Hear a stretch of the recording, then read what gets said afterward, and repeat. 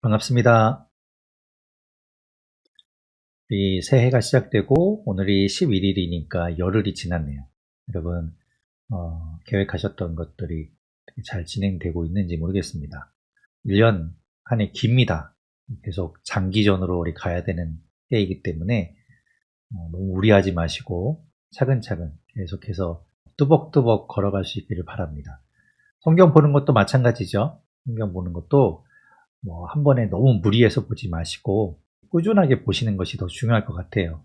한 번에 너무 많이 막 무리해서 보시다 보면 금방 이렇게 지치고 이렇게 될 수 있습니다. 하루에 조금씩만이라도 여러분 계속해서 말씀 보실 수 있기를 바라고, 그것들이 쌓여서 우리 인생 가운데, 우리 삶 가운데 하나님의 말씀이 역사하는 그런 일들을 보게 될 수 있기를 바랍니다.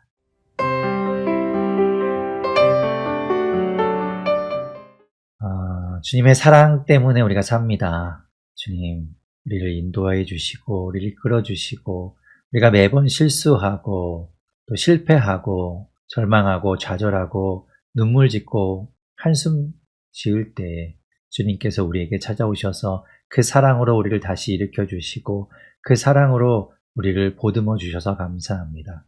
하나님, 우리가 그 사랑에 힘입어 주님 앞으로 나아갑니다. 그 사랑 때문에 주님 앞에 나아가 주의 말씀을 드리려고 합니다. 주님, 이 시간 함께하여 주시옵소서. 우리의 마음을 만져 주시옵소서. 우리의 삶을 붙들어 주시옵소서. 주님 말씀 앞으로 나아가서 주님 말씀 보고 주님 말씀 들을 때 주님께서 역사하여 주시고, 이 시간 주의 말씀이 들리게 하시며 주의 말씀을 깨달아 하는 놀라운 주의 역사가 있게 하여 주시옵소서. 모든 것 주님께 맡깁니다. 이 시간 주님께서 온전히 주장하여 주시옵소서. 예수님 이름으로 기도드립니다. 아멘. 네, 요한복음 19장 말씀을 볼 텐데요. 19장 말씀은 우리 지난 시간에 보았던 18장 38절 뒷부분부터 이어집니다. 그러니까 예수님이 이제 빌라도 앞에 가시게 되는데, 빌라도가 예수님을 신문하죠. 그리고 이제 38절에 보면, 18장 38절에 보면 빌라도가 예수님한테 진리가 무엇이냐라고 묻고 나서는 그 뒤에 이제 예수님을 유대인들 앞에 세워서 그들과 함께 이야기하는 부분이 이어집니다. 그래서 38절 끝에 보면은 첫 번째로 빌라도가 예수님에게서 죄를 찾지 못하겠다, 나는 그에게 어떤 죄를 발견하지 못했다라는 첫 번째 이야기가 나옵니다. 그리고 나서 39절에 보면 6월절에 명절에 한 사람을 사면해 주는 일이 있는데, 누구를 사면해 주면 좋겠느냐, 너희가 데리고 온 유대인의 왕이라는 이 예수를 풀어주면 좋겠느냐라고 했을 때 40절에 보면 백성들이 소리 지르죠. 아니다, 바라바를 놓아달라라고 이야기합니다. 바라바는 강도였고 살인한 자였는데도 불구하고 그들은 예수님을 택하지 않고 바라바를 놓아달라고 이야기합니다. 그 뒤에 계속해서 이제 19장 말씀이 이어지는 거죠. 19장을 보면 2의 1절에 빌라도가 예수를 데려다가 채찍질하게 됩니다. 그리고 채찍질할 때 이제 군인들이 예수님을 모욕하죠. 가시관으로, 이제 가시나무를 가지고 관을 엮어서 왕관이라고 해서 예수님 머리에 씌웁니다. 근데 그 가시가 이제 예수님을 찌르고 있었겠죠. 그리고 자색 옷을 입히죠. 자색 옷은 왕의 옷이기도 한데, 왕의 색깔인데 그 옷을 입히면서 예수님을 조롱하는 겁니다. 그리고 3절에 예수님을 향하여 이렇게 이야기하죠. 유대인의 왕이여 평안할지어다 하며 손으로 때리면서 예수님을 이렇게 이제 욕보인 겁니다. 그리고 나서 4절에 보면 빌라도가 다시 예수님을 유대인들 앞에 세우지요. 그리고 나서 이야기합니다. 중간에 보면 내가 그에게서 아무 죄도 찾지 못한 것을 너희로 알게 하려 함이다 라고 이야기하면서 두 번째로 예수님에게서 죄를 발견하지 못하였다는 이야기를 합니다. 세 번에 걸쳐서 이제 빌라도가 예수님에게 죄가 없다라는 것을 이제 선언하게 되는데요. 4절에 두 번째로 이야기하고 6절에 가면 이제 사람들이 이제 예수님을 향하여 소리 지르죠. 십자가에 못 박으라고 막 소리를 지릅니다. 그때 6절 후반부 중간 이후에 보면 빌라도가 다시 한번 세 번째로 이야기합니다. 너희가 친히 데려다가 십자가에 못 박으라. 나는 그에게서 죄를 찾지 못하였노라 라고 이야기합니다. 너희가 처벌해라. 너희가 죄가 있다고 이야기하고 있으니 너희가 뭐 처벌하고 사형에 처하면 되지 않느냐라고 이야기하죠. 그러자 7절에 보면 유대인들이 대답합니다. 우리에게 법이 있긴 합니다. 율법이 있죠. 그러나 그 법대로 하면 그가 죽을 것이긴 하지만 그렇게 자기들이 그렇게 처리하기 싫은 거예요. 자기들이 처리하기 싫고 이 로마법에 따라서 처형되기를 바라고 있는 겁니다. 그래서 이제 예수님을 그 빌라도 앞에 데리고 온 거죠. 7절에서 그래서 그들이 이야기하는 건 7절 후반부에 보면 그가 자기를 하나님의 아들이라 함이니이다 라고 예수님의 예수님을 왜 죽이려고 하는지를 이야기합니다. 예수님이 하나님의 아들이라고 이야기한다는 거예요. 우리가 계속해서 앞에서도 보았지만 예수님을 죽이려고 하는 이유가 신성모독 때문이에요. 예수님이 하나님의 아들이라고 이야기하고 하나님과 하나라고 이야기하는 것 자체를 그들이 용납할 수 없는 거죠. 그래서 예수님을 죽이려고 하는 겁니다. 그런데 보십시오. 7절에서 그들이 예수님이 자기가 하나님의 아들이라고 하는 것 때문에 죽어야 한다라고 이야기하는데 그들이 처음에 빌라도 앞에 예수님을 데리고 왔을 때 18장 30절에 보면 그들이 뭐라고 이야기했습니까? 행악자라고 이야기했어요. 범죄자라고 이야기했죠. 범죄자라서 데리고 왔다라고 했는데 실상은 예수님이 범죄를 저지른 건 아니잖아요. 로마 법에 어긋난 일을 한 건 아닙니다. 그런데 이제 그들이 자기들이 말하는 율법에 어긋나 보이니까 예수님을 그렇게 모함해서 로마법에 따라서 사형을 받기를 원했던 것이죠. 그런데 여기 7절에 와서 그들이 진짜 자기들이 예수님을 죽이려고 하는 그 이유에 대해서 이제 이야기하고 있는 겁니다. 이렇게 빌라도가 이제 3번에 걸쳐서 예수님께 죄가 없다고 이야기하는 부분이 복음서 안에서도 이제 나오게 되는데 마태복음과 마가복음에서는 나오잖아요. 근데 누가복음에서는 3번에 걸쳐서 빌라도가 예수님에게 죄가 없다는 이야기가 나옵니다. 보시면 누가복음 23장에 보면 3절, 4절에서도 4절에 나오죠. 빌라도가 이 사람에게 죄가 없도다. 그리고 14절에서도 이 사람에게서 죄를 찾지 못하였고 라고 이야기하고 22절에 가면 그에게서 죽일 죄를 찾지 못하였다라고 이야기합니다. 그러니까 누가복음과 요한복음에서 빌라도가 3번에 걸쳐서 예수님에게서 죄가 없다고 이야기하는, 그러니까 자기에게 죄가 없는 것, 자기가 결백하다는 것을 이제 이야기하는 것이죠.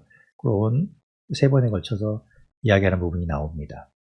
이제 이들이 이야기하는 7절에서 유대인들이 이야기하는 그들의 법에 예수님이 죽을 만한 일을 하였다라는 것은 그들이 어떤 것을 가지고 근거로 이야기하는 건가 하면 레위기 24장 16절에 보면 이런 말씀이 있어요.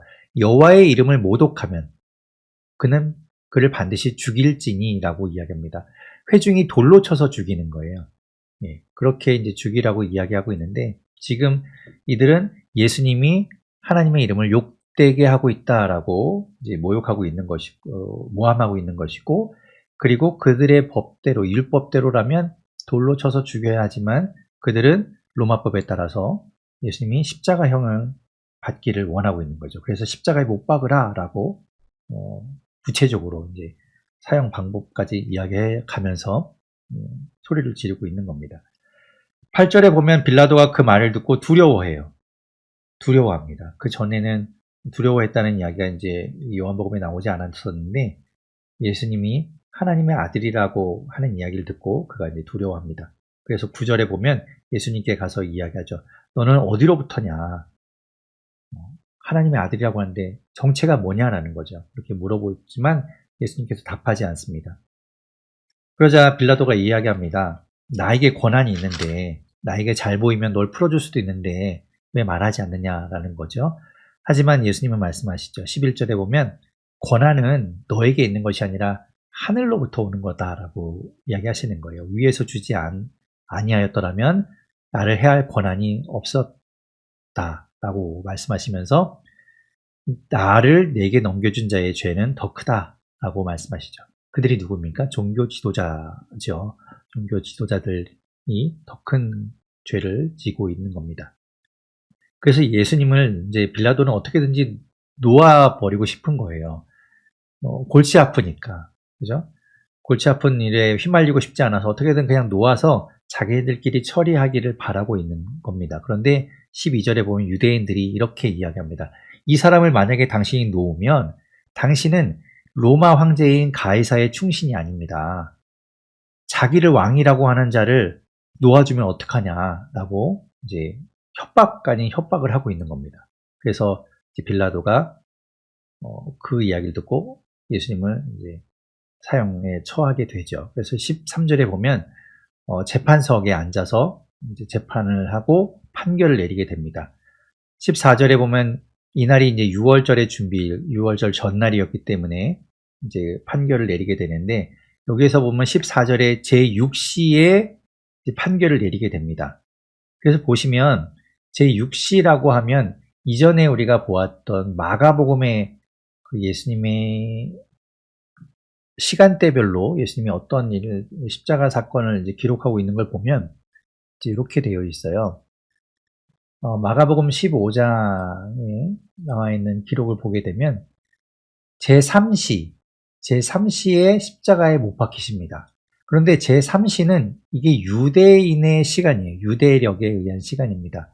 그래서 우리의 시간으로 따지면 태양 그 시간으로 따지면 여기에 6시간을 더해야만이 우리의 시간이 돼요. 그러니까 아침 9시에 예수님께서 십자가에 못 박히신 거예요.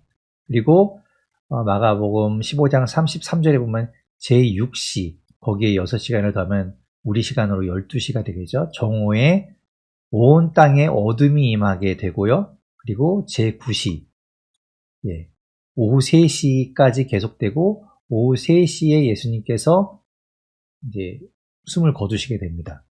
그런데 지금 요한복음 19장 14절에 보면 이 빌라도가 판결을 내리는 것이 제6시라고 되어 있죠. 그렇다면 판결을 내리는 시간하고 예수님이 십자가에 못 박혀 계신 시간하고 이게 맞지 않잖아요. 그래서 이게 도대체 뭐냐, 왜 시간이 다르냐 이렇게 생각할 수 있는데 아마도 이 여기서 말하는 요한복음의 제6시는 이게 로마의 시간인 것 같아요. 로마의 시간을 따르면 로마 시간으로 따지면 이제 아침 6시 요 시간이 이제 그대로 시간이 됩니다. 그래서 아마도 그렇게 따졌을 때 맞는 것 같아요. 아침 6시에 판결이 내려지고 그리고 이제 골고다로 쭉 예수님께서 올라가셔서 9시에 십자가에 못 박히시고 12시에 어둠이 임하고 그리고 3시에 예수님께서 이제 숨을 거두시게 되는 이렇게 시간대가 정리가 될 것 같습니다. 그래서 혼동하지 마시고 그렇게 보시면 될 것 같아요. 자, 그래서 이제 예수님이 이제 십자가에 못 박도록 빌라도가 판결을 내리고 이제 넘겨주게 됩니다. 그래서 이제 17절부터 예수님이 십자가에 못 박히시기 위해서 골고다 언덕을 올라가시는 이야기가 나오죠. 이 예수님께서 십자가에 못 박히시기 위해서 가시는 그 이야기는 4개 복음서에 다 나오는 이야기인데요. 지금 4개 복음서에 다 나오는데 앞에서 보았던 복음서들에는 그 예수님이 십자가를 지고 갈 때 대신 져주는 사람이 등장하죠. 누굽니까? 구레네 사람 시몬. 그가 예수님이 십자가를 대신 지고 가는 이야기가 나오잖아요. 그런데 이 요한복음에는 그에 대한 이야기가 없습니다. 그것이 빠져 있죠. 그것이 어떻게 보면 특징적인 이야기라고 볼 수 있고요. 그래서 이제 예수님께서 골고다 언덕에 이제 가시는 것까지의 이야기가 나오게 되는데요. 17절에 보면 십자가를 지시고 해골이라고 부르는 히브리 말로는 골고다. 그래서 우리가 골고다 언덕, 골고다 그러면 거기가 해골이라는 뜻을 가지고 있는 히브리 말이에요. 그런데 우리가 여러분 가끔 찬양 중에도 있지만 찬송가 중에도 있는 갈보리 언덕 위에 십자가 섰으니 있잖아요. 그 갈보리는 그럼 무슨 뜻이냐? 갈보리는 무슨 말인가 하면 갈보리는 로마식 표현입니다. 로마식 표현. 그러니까 라틴어로 이야기해서 갈보리가 이제 같은 뜻이에요. 갈보리는 칼바리아라는 말에서 온 말인데요. 그걸 이제 음역한 건데 같은 말이죠. 그러니까 해골이라는 뜻을 가지고 있는 히브리 말로 골고다, 로마식 표현으로, 그러니까 라틴어로 이야기하면 갈보리 이렇게 되는 겁니다. 다 같은 말이에요. 그래서 예수님께서 이제 골고다 언덕에 올라가셔서 십자가에 못 박히시게 되는데 18절에 보면 그 양 옆에 이제 사람들이 같이 못 박히게 되죠. 네, 그 이야기가 이제 네, 복음서에 다 나오는데요. 우리 같이 한번 복음서를 비교해서 볼게요. 그래서 예수님께서 이제 골고다 언덕 그 해골이라는 곳에 가시는 이야기가 이제 네 복음서에 다 나오고, 요한복음의 특징적으로 말씀드렸죠. 이 누구였어요? 구레네 시몬 이야기는 요한복음에 없다라고 말씀드렸습니다. 그리고 예수님이 십자가에 못 박히실 때 예수님의 옷을 나눠 가는 이야기 나오죠. 제비 뽑아서 나눠 가는 이야기가 이제 복음서에 나오는데, 이게 이제 마태복음과 마가복음, 여기 이제 제비 뽑아서 옷을 나눠 가는 이야기가 나오죠. 그리고 요한복음 23절, 24절에는 그 이야기를 조금 더 자세하게 합니다.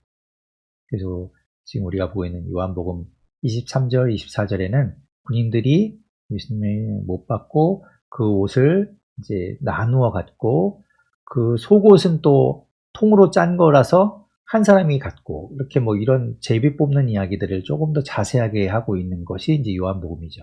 요한복음의 특징이라고 볼 수 있어요. 이렇게 두 절에 걸쳐서 이야기하고 있습니다.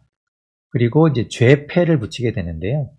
예수님이 십자가에 달리시고 난 이후에 그 머리 위에 유대인의 왕 예수라고 쓴 죄패가 이제 붙죠. 그 이야기가 이제 다 복음서에 나오는데, 요한복음에는 그것을 좀 더 자세하게 또 이야기합니다. 보시면 19절부터 22절까지 이렇게 이야기하고 있는데요.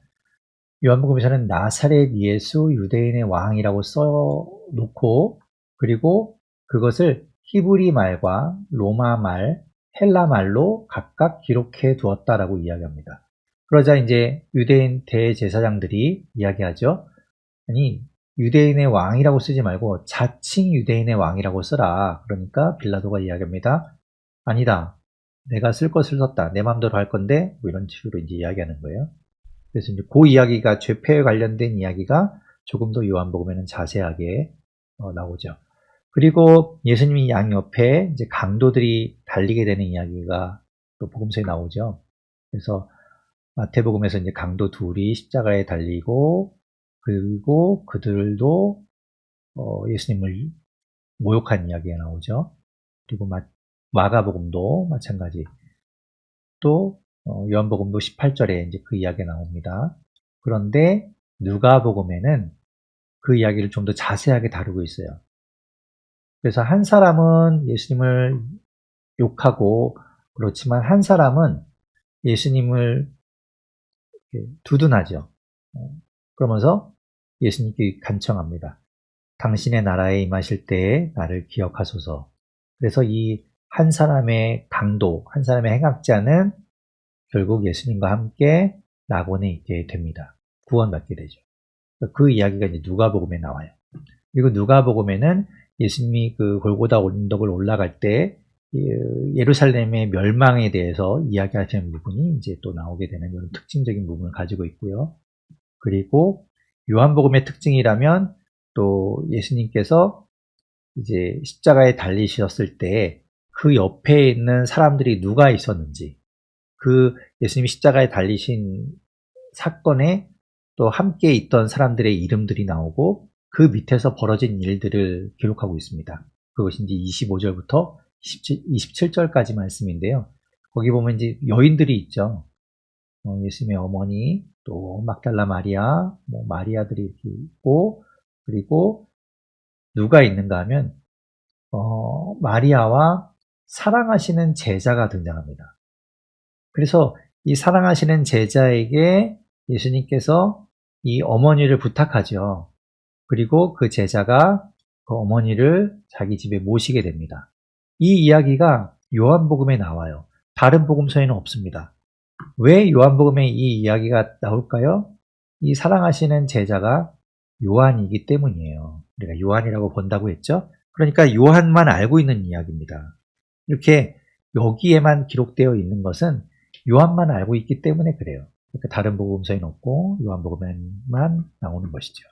자, 그래서 이제 예수님께서 십자가에 달리시고 또 그 사랑하시는 제자에게 어머니를 맡기시는 이야기까지 이제 27절까지 이야기고요.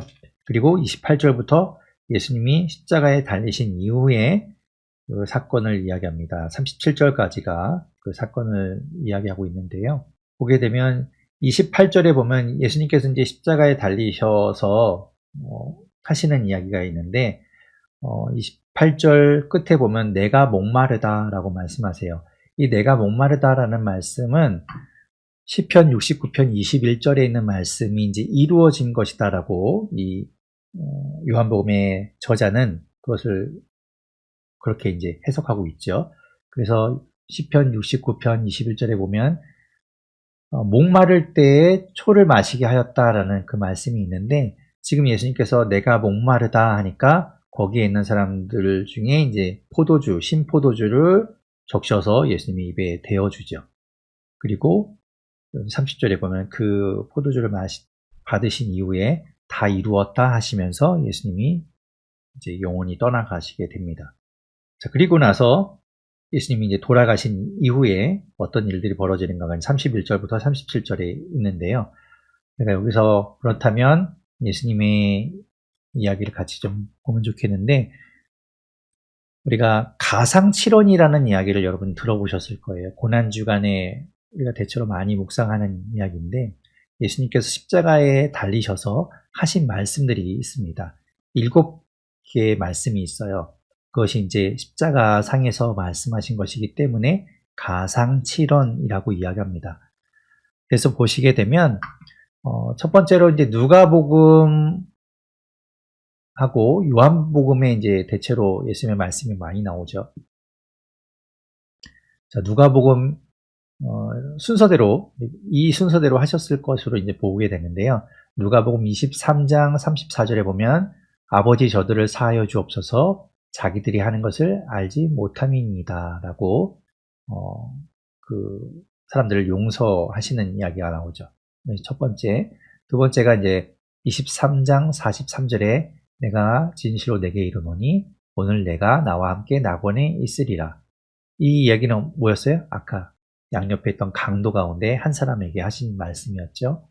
그리고 요한복음 19장 26절에 보면 여자여 보소서 아들이니이다 라고 말씀하신 것은 아까 우리가 본 것처럼 예수님께서 마리아와 그리고 사랑하시는 제자인 요한을 두고 이제 요한에게 어머니를 부탁하시면서 하셨던 말씀이죠. 그리고 마태복음과 마가복음에 기록되어 있는 예수님의 말씀 엘리 라마 사박다니 나의 하나님 어찌하여 나를 버리시나이까 그 말씀이 이제 나오게 되죠. 그리고 나서 우리가 본 요한복음 19장 28절에 있는 말씀 내가 목마르다.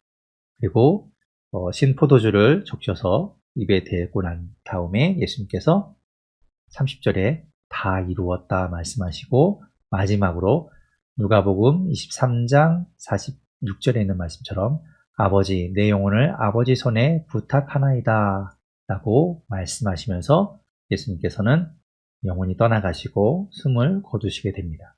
이렇게 이제 7번의 예수님의 말씀이 있은 이후에 예수님께서 돌아가시게 되죠. 그래서 우리가 이제 요 가상칠언이라는 것을 우리가 보게 되는데요. 예수님께서 7번에 걸쳐서 말씀을 하셨다는 거 알고 계시면 좋을 것 같아요. 자, 그리고 이제 31절 돌아와서 보면 그 날이 이제 해가 지고 나면 안식일이 시작되잖아요. 그러니까 십자가에 달려있는 예수님을 빨리 이제 처리하고 싶은 거죠. 그래서 유대인들이 시체를 내려달라고 이야기합니다. 그런데 예수님과 함께 매달려 있는 강도들 같은 경우에도 그들이 죽어야 내리잖아요. 그러니까 어떻게 합니까? 32절에 보면 군인이 가서 다리를 꺾어버립니다. 십자가에 못 박혀 있을 때 여러분 십자가 처형 그거를 이제 다큐멘터리 이런 거 보시면 십자가에 이렇게 못 박혀 있게 되면 굉장히 고통스럽다고 합니다. 그러니까 몸이 밑으로 처지잖아요. 근데 이게 못 박힌 손이 그것을 버티고 있다 보면 너무나 고통스럽죠. 근데 이제 숨도 못 쉬게 되는 거예요. 밑으로 이렇게 축 처지게 되니까. 그래서 이제 거의 질식해서 죽는다고 하는데요. 아무튼 그렇게 이제 빨리 죽게 하기 위해서 다리를 꺾어버리면 몸이 밑으로 버티지 못하고 축 늘어지게 되죠. 그러면서 이제 금방 질식해서 죽게 되는데, 그렇게 이제 빨리 죽이려고 했던 것이고, 예수님께는 그렇게 하지 않고 예수님이 이미 죽었다는 것을 확인하기 위해서 34절에 보면 한 군인이 창으로 예수님의 옆구리를 찌르게 됩니다. 이게 이제 요한복음에만 나오는 이야기인데요. 옆구리를 찔렀더니 옆구리에서 물과 피가 나오게 되죠. 그래서 이제 36절, 37절에 보면 성경에 말씀하고 있던, 구약에 말씀하고 있던 그 말씀이 응하여졌다라고 이야기하는데요. 36절에 있는 것처럼 그 뼈가 하나도 꺾이지 아니하리라고 한 성경의 말씀은 무엇인가 하면 6월절 어린 양에 대한 말씀이에요. 보면 출애굽기 12장 46절과 민수기 9장 12절에 보면 6월절 양을 잡아서 먹게 되어 있는데, 그 양을 먹을 때 뼈를 꺾으면 안 됩니다. 뼈를 꺾지 않고 먹어야 되죠. 예수님이 6월절 그 어린 양이잖아요. 그러니까 예수님이 뼈를 꺾지 않는 것과 마찬가지인 거죠. 그래서 그 말씀이 응하여졌다라고 이야기하는 겁니다. 그리고 시편 34편 20절에 보면 하나님께서 의인은 보호하시고 그 뼈가 하나도 상하지 않도록 지켜주신다라는 이야기가 나오는데, 그 말씀이 이제 예수님을 통해서 응하게 되었다라고 이야기하죠. 그리고 37절에 보면 다른 성경에 그들이 그 찌른 자를 보리라라고 하고 있는 말씀이 있는데, 그것은 스가랴 12장 10절에 있는 말씀이 이루어졌다고 이야기하는 거예요. 보면 그들이 찌른 바, 그렇죠? 그를 바라보고 라는 말씀이 있는데, 그 말씀이 예수님을 통해서 이루어졌다라고 이 요한복음의 저자는 이야기하고 있습니다. 그래서 이제 예수님을 십자가에서 내리고 38절에 보면 아리마대 사람 요셉이 와서 그 시체를 달라고 빌라도에게 이야기하죠. 그 아리마대 사람 요셉이 십자가에서 예수님을 내리는 이야기도 네 복음서에 다 나오는데요. 같이 한번 보면 각 복음서에 다 나오는데, 보면 이 요셉을 설명할 때 마태복음에서는 특별히 특징적으로 요셉을 부자라고 설명하고 있어요. 아리마대 사람 요셉이라는 거는 다 나오는 이야기죠. 다 나오는 이야기고, 그가 예수님의 제자라는 것도 다 기록하고 있습니다. 그런데 마태복음에서는 특징적으로 부자라고 설명하고 있고, 마가복음에서는 그가 존경받는 공회원이다라고 이야기해요. 그리고 누가복음에서는 그가 선하고 의로운 사람이라고 이야기하고, 공회원들이 하는 그 결의와 행사에 찬성하지 아니한 자라고 이야기합니다. 공회원으로 있으면서 그들이 예수님을 죽이려고 할 때에 함께하지 않았다는 거예요. 찬성하지 않았다는 걸 이야기하죠. 선하고 의로운 사람이다. 그리고 요한복음에서 우리가 보고 있지만 여기에서는 예수님의 제자였지만 유대인이 두려워서 그것을 드러내놓고 이야기하지는 못했다는 걸 밝히고 있어요. 그리고 이제 특징적으로 요한복음에서는 39절에 니고데모가 나옵니다. 니고데모가 모략과 침향 섞은 것을 가지고 와서 예수님을 장사 지내게 되지요. 그것이 요한복음에 나오는 독특한 부분 특징이라고 볼 수 있어요. 그래서 예수님을 이 아리마대 요셉이 마련해 놓은 새 무덤에 예수님을 모시게 되고 19장이 끝나게 됩니다. 자, 20장에서 이제 예수님께서 부활하시는 이야기가 나옵니다. 20장 1절에 보면 안식 후 첫날, 그러니까 안식일 다음 날이죠. 안식일 지나서 다음 날. 그러니까 지금의 우리로 얘기하면 이제 주일 아침이 되는 거예요. 첫날 일찍이 아직 어두울 때에 막달라 마리아가 무덤에 가게 됩니다.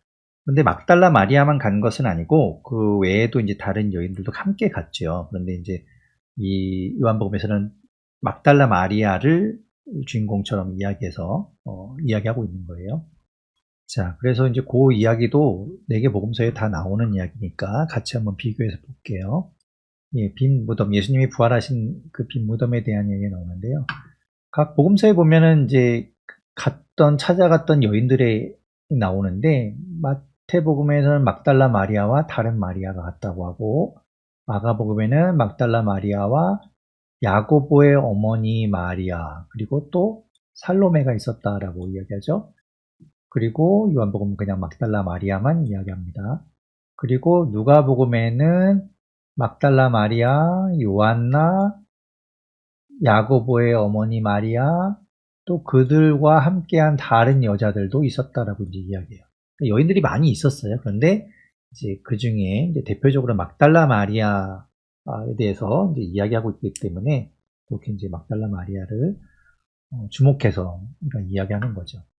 그리고 마태복음에는 그 무덤으로 갔을 때 무엇이 있었는가 하면 큰 지진이 났다라고 이야기해요. 큰 지진이 있었다. 그런데 다른 복음서에는 이제 그런 이야기는 없죠. 자, 그리고 이제 마리아가 가서 보니까 누가 있습니까? 마태복음에는 주의 천사가 하늘로부터 내려와서 돌을 굴려내고 돌 위에 앉아 있었다라고 이야기해요.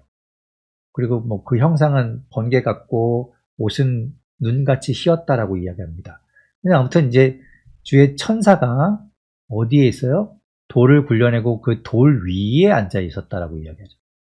그런데 이제 마가복음에는 흰 옷을 입은 한 청년, 이 천사죠. 한 청년이 그 무덤 우편에, 무덤에 들어갔을 때 무덤 우편에 있었다라고 이야기합니다. 그리고 누가복음에서는 찬란한 옷을 입은 두 사람, 천사죠. 천사가 이 여인들 곁에 서 있었습니다. 그리고 요한복음에서는 흰 옷을 입은 두 천사가 예수님이 뉘었던 곳, 하나는 머리편에, 하나는 발편에 앉아 있었다라고 12절에 이야기해요. 이게 왜 이렇게 다른가? 천사가 나타난 건 맞죠. 천사가 나타난 건 맞고, 그리고 천사가 한 곳에 이제 여인들이 지금 보면 많이 있잖아요. 그러니까 한 곳에 한 천사만 나타난 것은 아닌 것 같아요. 여기저기 지금 여인들이 흩어져 있는데 지금 그 흩어져 있는 여인들 앞에 지금 다 천사들이 보였던 것 같습니다. 그래서 그렇게 아마도 지금 여인들이 있는 곳마다 천사들이 있었던 것은 아닐까라고 볼 수 있겠죠. 자, 그리고 이제 그 천사들이 이야기해 줍니다. 예수님이 부활하셨다는 걸 이야기해 주고, 이제 살아나셨으니 뭐 갈릴리로 가라는 이야기를 하죠. 근데 그것은 이제 요한복음에는 빠져 있는 이야기고, 그 예수님의 무덤이 빈 것을 보고 나서 막달라 마리아가 요한복음에 보면 이제 제자들에게 달려갑니다. 그래서 알려줘요. 그래서 그 이야기를 들은 시몬 베드로와 여기 또 나오죠. 사랑하시던 그 다른 제자가 그 이야기를 듣고 무덤으로 달려갑니다.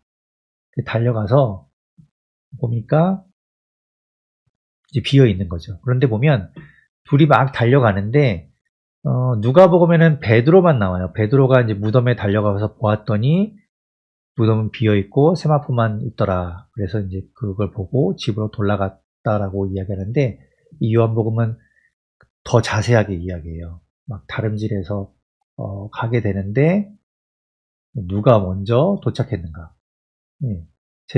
다른 제자가 먼저 도착했고 베드로가 그 뒤에 쫓아왔고, 그런데 이 빈 무덤에 다른 제자는 먼저 왔지만 들어가지 않고 있었는데 베드로는 오자마자 무덤으로 쑥 들어가서 세마포가 놓여 있고 그 무덤이 비어 있는 걸 봅니다. 그리고 나서 그때야 먼저 도착한 다른 제자도 들어가서 보게 되죠. 그러니까 이 이야기가 요한복음에는 되게 자세하게 쓰여 있잖아요. 말씀드렸듯이 왜 그런가요? 사랑하시던 제자가 바로 이 복음서를 쓴 저자이기 때문에 이 사건에 대해서 알고 있는 거죠. 그래서 이것을 다른 복음서와 다르게 자세하게 언급하고 있는 겁니다. 그리고 이제 보게 되면 예수님께서 여자들에게 하시는 말씀이 이제 마태복음과 요한복음에 나오는데요. 마태복음에서는 그 여인들을 향하여 이제 평안하냐라고 말씀하시면서 그 여인들을 무서워하지 말라라고 이야기하시고 갈릴리로 가라고 말씀해 주시는 내용이 나옵니다. 자, 그리고 요한복음에서는 이제 마리아가 그렇게 베드로와 이 사랑하시던 제자 요한이 복음을 간 이후에 마리아가 망연자실에 있죠. 그러고 있을 때 예수님께서 나타납니다. 예수께서 서 계신 것을 보지만 마리아는 예수님을 단번에 알아보지 못해요. 그래서 동산지기인 줄 알죠. 그래서 예수님이 시신이 어디로 갔는지 말해달라라고 이야기합니다. 그런데 그때 예수님께서 마리아야 하시거늘 마리아가 이제 그때 예수님을 알아보죠. 그리고 예수님을 붙들려고 하지만 예수님이 나를 붙들지 말라라고 말씀하시고 하나님께로 올라간다. 이런 것을 이제 가서 이야기해 주라고 이야기합니다. 그렇게 이제 복음서에 이렇게 여인들에 대한 이야기, 예수님이 부활하신 이야기가 각각 기록되어 있는 것을 볼 수 있어요. 19절에 보면 그날 저녁이 되죠. 안식 후 첫날, 아까 이제 20장 1절에 보면 첫날 일찍 아직 어두울 때 새벽에 있었던 일, 그러니까 예수님이 빈 무덤을 발견하는 이야기가 있고 난 이후에 19절에 보면 그날 저녁이 되겠죠. 그날 저녁에 제자들이 유대인들이 무서워서 이제 한 곳에 모여 있었어요. 그런데 거기에 예수님이 오시게 됩니다. 그리고 19절 끝에 보면 너희에게 평강이 있을지어다 라고 말씀하시면서 20절에 손과 옆구리를 보여주시죠. 그 못자국 난, 그 창에 찔린 그 자국을 보여주십니다. 예수님이라는 걸 그들에게 보여주시죠. 그러자 제자들이 기뻐해요. 예수님이 살아나셨으니까. 그때 이제 예수님께서 21절부터 보시면 너에게 평강이 있을지어다라고 평강을 선포하신 이후에 내가 너희를 보낸다라고 말씀하시면서 그들을 향하여 22절 끝에 보면 숨을 내쉬면서 성령을 받으라라고 말씀하세요. 그래서 이제 그들에게 성령을 이제 허락하시는 부분이 나오죠. 그런데 그 자리에 24절에 보면 누가 빠져 있었어요? 디두모라고 하는 도마가 함께 있지 않았어요. 그러니까 그 도마는 그때 보지 못했기 때문에 그것이 자기가 이제 제자들이 하는 이야기를 못 믿는 거죠. 그래서 25절에 보면 내가 그 못자국하고 그 옆구리에 내가 손을 넣어보고 내가 직접 만져보지 않으면 내가 못 믿겠다라고 이야기합니다. 그런데 26절에 보면 여드레가 지나서 8일 후에 제자들이 또 집안에 있을 때 예수님께서 문이 닫혀 있는데 그들에게 오시게 되죠. 그 얘기는 뭡니까? 문이 닫혀 있는데 그 문을 통과해 오신다는 거예요. 예수님이 부활하신 그 부활의 몸은 똑같이 이렇게 뭐 상처가 있고 다 하지만 우리의 몸과는 또 다른 몸이에요. 그래서 문을 통과하시죠. 그렇게 이제 오셨죠. 그때 도마가 이제 예수님을 만나게 됩니다. 22절에 보면 도마에게 예수님 말씀하시죠. 손가락으로 만져봐라, 넣어봐라 이렇게 말씀하시면서 27절 끝에 보면 믿음 없는 자가 되지 말고 믿는 자가 되라 이렇게 말씀하세요. 그러자 도마가 대답합니다. 28절 중요한 그의 고백이에요. 나의 주님이시요 나의 하나님이시니이다. 그가 이제 그제서야 비로소 예수님을 주님으로 진정한 하나님으로 고백하게 되는 거예요. 이전에 이제 베드로는 주는 그리스도시요 살아계신 하나님의 아들이십니다라고 고백했지만 도마는 의심이 많아서 그 이후에도 예수님을 그렇게 하나님의 아들인 것으로 받아들이지 못했던 거죠. 그런데 부활하신 예수님을 만나고 나서 그가 예수님을 온전히 고백하게 되는 거예요. 그때 예수님께서 29절에 말씀하십니다. 너는 나를 본고로 믿느냐? 보지 못하고 믿는 자들은 복되도다 라고 말씀하세요. 보지 못하고 믿는 자들이 복되다고 말씀하십니다. 그들이 누굽니까? 지금 예수님을 믿고 있는 우리죠. 우리는 예수님을 보지 못했잖아요. 하지만 예수님을 믿고 있죠? 그런 우리가 복되다고 말씀하고 있는 거예요. 30절, 31절에 그 이야기를 하고 있는 겁니다. 이어서 하는 이야기가 그거예요. 예수님께서는 정말 많은 표적을 행하셨지요. 많은 일들을 행하셨습니다. 그런데 그것을 다 기록하지 않고 요한복음에서는 몇 가지 기적만 기록했다고요? 7가지 기적만 기록했다고 했죠. 앞에서 이야기했었습니다. 31절에 오직 이것을 기록한 것은 너희로 예수께서 하나님의 아들 그리스도이심을 믿게 하려 하며 또 너희로 믿고 그 이름을 힘입어 생명을 얻게 하려 함입니다. 라고 요한복음을 기록한 목적에 대해서 31절에 분명하게 이야기하고 있습니다. 보지 못하고 믿는 자가 복되다고 했잖아요, 예수님이. 우리가 이 예수님의 말씀 가운데 전체를 기록한 것도 아니고 일부분만 기록한 이 말씀을 보고서 예수님이 하나님의 아들이신 그리스도이심을 우리가 믿는다면 그것이야말로 정말 복된 사람이고 정말 복인 거고 그 사람이 생명을 얻게 되는 겁니다. 정말 참된 복을 누리게 되는 거죠. 연결되는 거예요. 우리가 그런 사람이라는 겁니다. 보지 못하고 믿는 자. 이 말씀을 통해서 예수님이 하나님의 아들 그리스도이심을 믿는 자. 그래서 우리는 영생을 얻었고 누구보다 큰 복을 받고 있는 것이죠. 여러분이 바로 그런 겁니다. 사실은 지금 20장에서 이 요한복음이 끝나도 괜찮죠. 예수님이 부활하셨고 그 책을 기록한 목적이 이것이었다라고 이야기하면서 딱 끝나도 괜찮아요. 좋은 마무리입니다. 그런데 요한복음은 21장이 또 있어요. 21장은 마치 그 뒤에 이제 부록처럼 있는 이야기인 것 같아요. 그래서 21장을 또 보면서 같이 하나님의 말씀인 이 21장을 통해서 예수님을 또 보게 됩니다. 21장은 이렇게 시작하죠. 그 후에, 그러니까 예수님이 제자들에게 2번 나타나셨잖아요. 19절에 한번 안 씻고 첫날 저녁에 한번 나타나셨고, 그리고 26절에 보면 여드레가 지나서 8일 후에 나타나셨고, 그리고 21장 1절에 보면 그 후에 디베랴 호수에 있는 갈릴리 호수로 돌아가 있는 제자들에게 나타나십니다. 그것에 대해서 이제 이야기한다라고 이제 1절에 밝히고 있는 것이죠.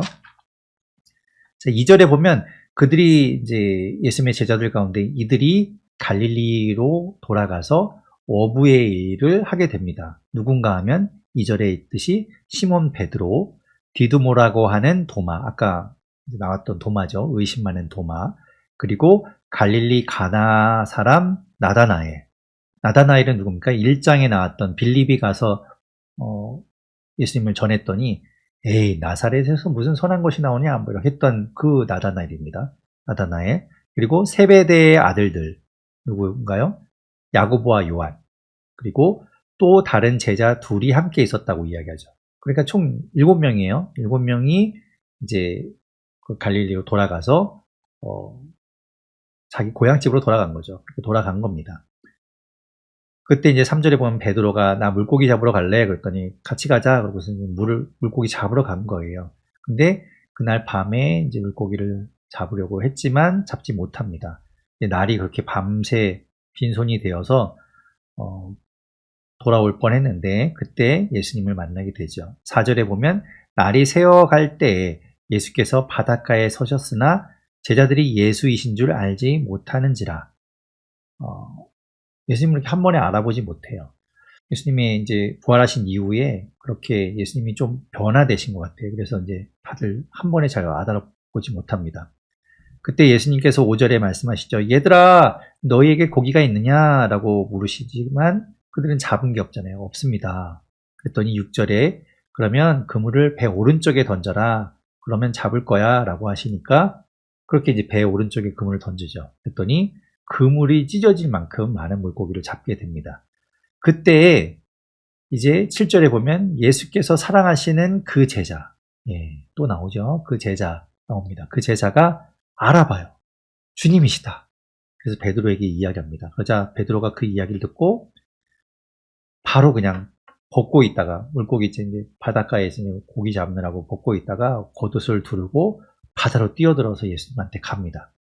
베드로는 좀 그런 성격인 거죠. 아까 무덤이 비어있는 거를 막달라 마리아에게 들었을 때도 이 시몬 베드로와 예수님이 사랑하시던 그 제자 둘이 막 달려갑니다. 그리고 사랑하시던 그 제자는 요한이라고 할게요. 요한은 무덤에 먼저 도착하죠. 달리기를 더 잘했던 것 같아요. 도착했지만 그 안에까지는 들어가지 않아요. 그런데 베드로는 오자마자 그냥 무덤 안으로 쑥 들어가죠. 이 베드로의 성격인 거예요. 단도직입적이고 막 즉흥적이고 이렇게 그런 성격인 겁니다. 그래서 촥 이렇게 예수님이라는 이야기를 듣자마자 바로 그냥 바다로 뛰어들어요. 다른 제자들은 지금 8절에 보면 육지에서부터 거리가 불과 한 50칸쯤 되었다라고 이야기하는데 50칸은 200규빗 정도 되고 미터로 따지면 그냥 90m 정도 됩니다. 그러니까 그렇게 먼 거리는 아니죠. 그래서 이제 배를 끌고 와서 육지로 가게 되죠. 육지에 올라 보니까 이미 예수님께서 숯불을 피워놓고 그 위에 생선이 놓여있고 떡도 있었다는 거예요. 그들을 위해서 아침을 이제 예수님께서 준비하고 계셨던 거죠. 그리고 예수님께서 10절에 잡은 생선을 좀 가져와라 라고 말씀하십니다.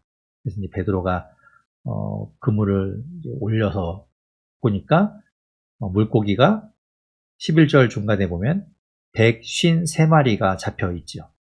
예, 큰 물고기, 커다란 물고기가 153마리. 그래서 막 그물이 찢어질 만했던 거예요. 그래서 여기서 153, 153 모나미 볼펜이 나온 거죠. 여러분 아시겠지만 153 볼펜이 여기서 이제 비록된 거고, 그렇게 이제 물고기가 있었고 예수님께서 아침을 먹으라고 12절에 말씀하죠. 그들이 와서 예수님이 마련해 놓으신 아침을 이제 먹게 됩니다. 근데 예수님이란 걸 다 알잖아요. 그래서 이제 묵묵하게 먹고 있죠. 근데 예수님께서 떡을 주시고 생선도 주십니다. 13절에 보면 떡을 주시고 생선을 주시고, 뭐가 생각납니까? 오병이어의 기적도 생각나잖아요. 그리고 예수님께서 하셨던 마지막 성만찬도 생각나죠. 떡을 떼어 주셨던 그 일들. 예수님 그런 일들을 제자들이 받아 먹으면서 아마 예수님을 생각했을 거예요. 14절에 보면 이것이 세 번째 제자들에게 나타나신 것이다 라고 말씀하고 있습니다. 그렇게 이제 아침을 먹은 이후에 예수님께서 베드로에게 말씀하십니다. 15절입니다. 요한의 아들 시몬아, 네가 이 사람들보다 나를 더 사랑하느냐라고 말씀하시죠.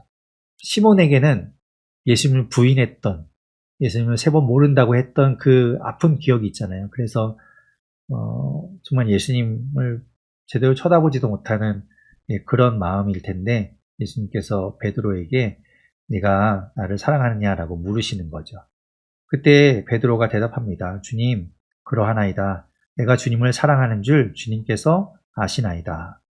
그러자 예수님께서 내 어린 양을 먹이라 이렇게 말씀하세요. 그리고 또 16절에 두 번째로 말씀하십니다. 네가 나를 사랑하느냐? 네, 주님 그렇습니다. 내가 주님을 사랑하는 줄 주님께서 아십니다. 그러자 16절 끝에 내 양을 치라 라고 말씀하시죠. 그리고 17절에 세 번째로 물어보십니다. 네가 나를 사랑하느냐? 네, 주님을 사랑합니다. 그러면서 베드로가 근심해요. 마음에 어려움이 있는 거예요. 내가 세 번 예수님을 부인했는데, 근데 예수님이 세 번 그 사랑을 확인하십니다. 그래서 내가 주님을 사랑합니다 라고 이야기하자 예수님께서 7절 끝에 내 양을 먹이라 라고 말씀하시죠. 그렇게 예수님께서 베드로를 다시 세워주시고 예수님을 용서해 주시고 예수님이 연약한 걸 아시고 다독거려 주셔서 그 베드로가 다시 그 주님을 위해서 일할 수 있도록 다시 힘 주시고 그 사명을 주시는 거예요. 그리고 18절에 말씀합니다. 내가 진실로 내게 이르노니 내가 젊어서는 스스로 띠띠고 원하는 것으로 다녔거니와 늙어서는 내 팔을 벌리리니 남이 내게 띠띠고 원하지 아니하는 곳으로 데려가리라. 그가 어떻게 죽게 될 것인가 라는 것들에 대해서 이제 말씀해 주시는 거죠. 그가 자유롭게 다녔겠지만 이제 선교하고 그렇게 많이 다니잖아요. 그렇지만 이제 나중에 가서는 원치 않는 곳으로 가서 최후를 맞이하게 될 것을 이야기하는 거죠. 19절에 그렇게 말하잖아요. 베드로가 어떠한 죽음으로 하나님께 영광을 돌릴 것을 가리키심이로라. 그러면서 19절 끝에 나를 따르라. 내 길을 따르라. 라고 말씀하십니다. 20절에 베드로가 예수님이 사랑하시는 제자가 옆에 있잖아요. 그죠? 제자가 있으니까 그 제자는 어떻게 될지 궁금해서 예수님께 물어봅니다. 21절에 보면 주님, 이 사람은 어떻게 되겠습니까? 라고 물어보죠. 그런데 20절에 이제 그 사랑하시는 제자에 대해서 설명해요. 최후의 만찬 때 예수님 품에 안겨있던 사람, 그 사람이다라고 이야기하고, 이 사랑하시는 제자가 예수님 십자가에 달리셨을 때 그 어머니 마리아를 맡겼던 그 제자이고, 그리고 7절에서 예수님이 나타나셨을 때 예수님을 바로 알아봤던 제자이지요. 그 사랑하시는 제자, 그는 어떻게 되겠습니까? 라고 베드로가 물어보니까 22절에 예수님 말씀하시죠. 내가 상관할 바야 아니다. 네가 그거 왜 상관하냐? 너는 그냥 나를 따르면 된다 라고 말씀하시는 거예요. 그래서 그 이야기를 듣고 그러면 그 사랑하시던 그 제자는 죽지 않는가 보다라고 이제 생각했다는 것이죠. 실제로 이 사도 요한은 예수님의 제자들 가운데 제일 오래 살죠. 최후까지 있습니다. 보통 다른 제자들은 다 순교를 당하는데 이 요한은 가장 늦게까지 생존해 있게 되고, 그리고 유배도 갔다가 돌아와서 꽤 오랫동안 살아있죠. 결국 우리는 주님을 따르는 사람으로서 누구 비교할 것이 아니라 그냥 주님만 바라보고 가는 겁니다. 24절에 말합니다. 이 일들을 증언하고 이 일들을 기록한 제자가 이 사람이다 라고 이야기해요. 주님이 사랑하시던 제자, 그가 바로 이 말씀을 기록한 사람이다라고 밝히고 있죠. 그래서 예수님 옆에서 그 모든 것들을 보았고 그 말씀들을 우리에게 들려주고 있는 것이고, 그렇기 때문에 그 증언이 참되다라고 말씀하고 있습니다. 그리고 마지막 25절에 예수께서 행하신 일이 이 외에도 많으니 만일 낱낱이 기록된다면 이 세상이라도 이 기록된 책을 두기에 부족할 줄 아노라. 그렇죠. 예수님이 행하신 일들이 얼마나 많겠어요. 한 사람 한 사람 고쳐준 사람이 얼마나 많겠습니까? 그리고 예수님 하신 이야기도 얼마나 많겠어요. 3년이에요. 3년 동안 매일매일 주님께서 하셨던 그 일들을 다 기록한다면 너무너무나 많은 것이고, 우리가 다 그 말씀을 기록해 두기에도 부족하겠죠. 하지만 우리는 그 일부만이라도 기록된 그 말씀을 통해서 우리는 예수님이야말로 하나님의 아들 그리스도이심을 믿고, 또 그 믿음을 통해서 영생을 얻고 복락을 누리게 되었지요. 그러니 얼마나 감사한 일입니까? 네, 그렇게 해서 이렇게 요한복음이 맞춰지게 됩니다. 이렇게 해서 우리 요한복음의 말씀을 다 보았습니다. 애쓰셨습니다. 같이 또 말씀을 본다는 것이 얼마나 기쁜지 모릅니다. 오늘 21장 말씀 참 우리가, 저도 개인적으로 참 좋아하는 말씀이죠. 베드로를 다시 위로해 주시고 세워주시는 그 이야기를 통해서 이 21장을 볼 때마다 감동이 되고 그 예수님의 마음이 느껴져서 울컥울컥하게 됩니다. 예수님께서도 우리에게 물어보실 거예요. 네가 나를 사랑하느냐라고 물어보실 겁니다. 여러분은 주님을 사랑하고 계십니까?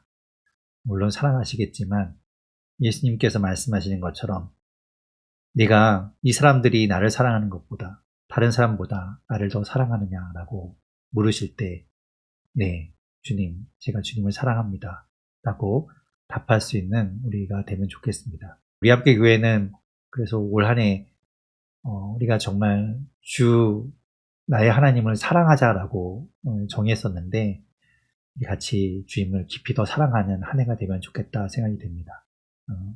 사랑하십시오. 주님을 사랑하십시오. 주님을 더욱더 사랑하는 저와 여러분 되시기를 바랍니다. 예고드린 대로 우리가 다음 주는 휴강을 하고 2월 1일에 다시 이제 사도행전으로 다시 시작하도록 하겠습니다. 살아계신 하나님 감사합니다. 요한복음 오늘 마쳤습니다. 이 말씀을 통해서 주님의 마음을 우리가 알았고 주님을 만났고 그 주님의 사랑이 느껴져서 우리의 마음이 참 흡족하고 기쁘고 또 감동되었습니다. 하나님, 주님을 사랑합니다. 하나님을 사랑합니다. 우리 안에 그 사랑이 넘치게 하여 주시고 그 사랑이 다른 누구와 비교할 수 없는 오직 주님만 바라보며 주님께만 향하는 그런 사랑 되게 하여 주십시오. 올 한 해 주님을 더 사랑하기를 원하고 주님께 더 가까이 가기를 원합니다. 주님, 우리를 인도하여 주시고 주님 안에 우리를 붙들어 주시옵소서. 하나님, 건강하게 붙잡아 주시고 또 건강해야 하나님 말씀도 보고 또 건강해야 주의 뜻을 이루는 그 일들을 할 수 있습니다. 주님, 건강도 주시고 우리의 삶의 어려운 문제들 가운데도 주님께서 함께해 주셔서 우리의 모든 것들 주님 안에서 해결되게 도와주시고 주님이 이끄시는 대로 우리가 잘 걸어갈 수 있도록 인도하여 주시옵소서. 하나님, 2월 1일에 우리 다시 만나게 됩니다. 주님, 그때까지 주님 지켜 주시옵소서. 모든 것 주님께 감사드리며 예수님 이름으로 기도드립니다. 아멘.